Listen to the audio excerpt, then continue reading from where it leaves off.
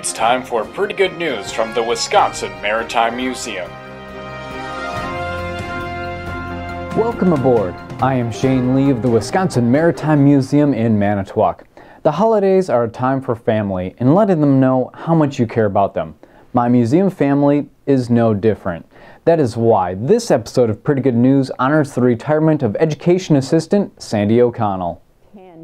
A teacher is defined as one who imparts knowledge. Sandy O'Connell has always provided so much more. Dr. Lieber, I don't know if I should tell you this story or not. She shared her energy, passion, and humor with students in Manitowoc Public School District for 33 years.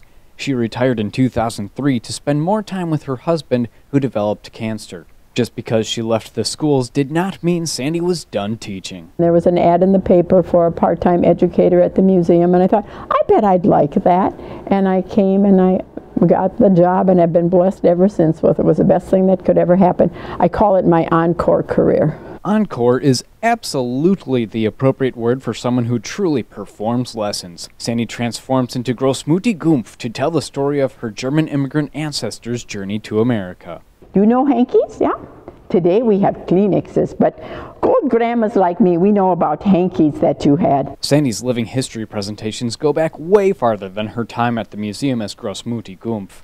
It all began during her student teaching in Wrights Lake in 1970. I dressed up as Elsie Radisson, the great-great-granddaughter of one of these early explorers. The students and the supervisors loved the lesson, so Sandy brought it back in the early days of her career in Manitowoc. Again, the class and the principal enjoyed it. The program was made possible by Sandy's many conversations with her grandfather, Henry Gums, and her uncle. He told me things that my dad and my uncle, who were still living at that time after Grandpa died, they didn't know that Grandpa told me, which was really special. That's why it's so important to ask those people, I'm sorry, the old people, that still have those stories to share.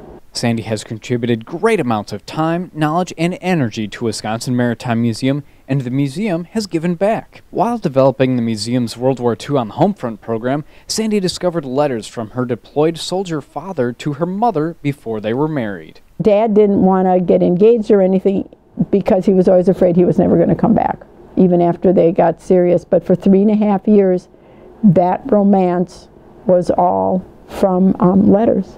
The letters not only hold sentimental value, but they operate as strong teaching tools as well. Sandy's father used a code to avoid getting censored while still informing his family of his whereabouts. Today, I met Cousin Irene, and we all go, he didn't have a Cousin Irene. It didn't make sense until we heard later that Irene meant this is the country I'm in. The first person he met was the country.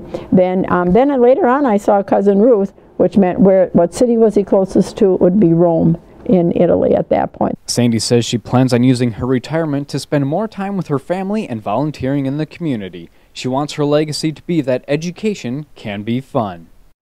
I just want to say thank you, Sandy, for helping me get off to a good start in my career at the Maritime Museum. You fully deserve your retirement, and I hope you enjoy it.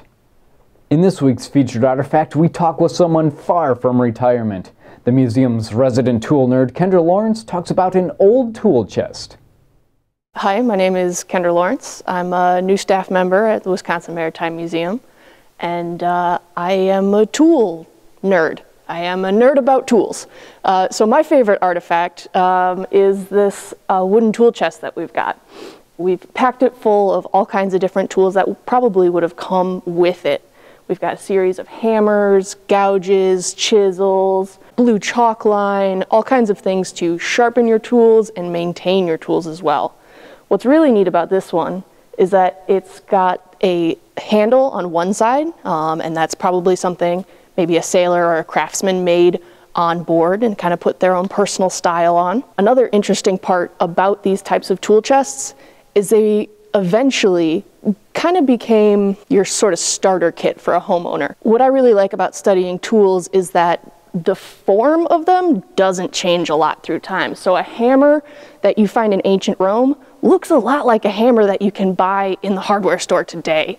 So it's really interesting to watch how that technology progresses and what kinds of things people are able to do with that different technology. So that's why I think this tool chest is kind of cool. Thanks, Kendra.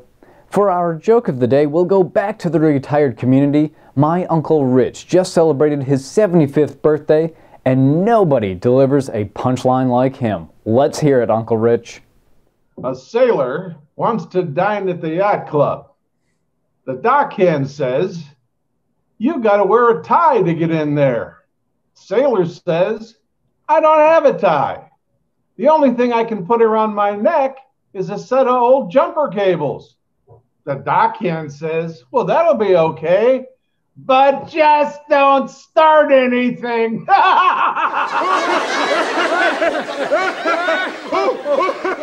Thanks, Uncle Rich. You certainly do have an electrifying personality.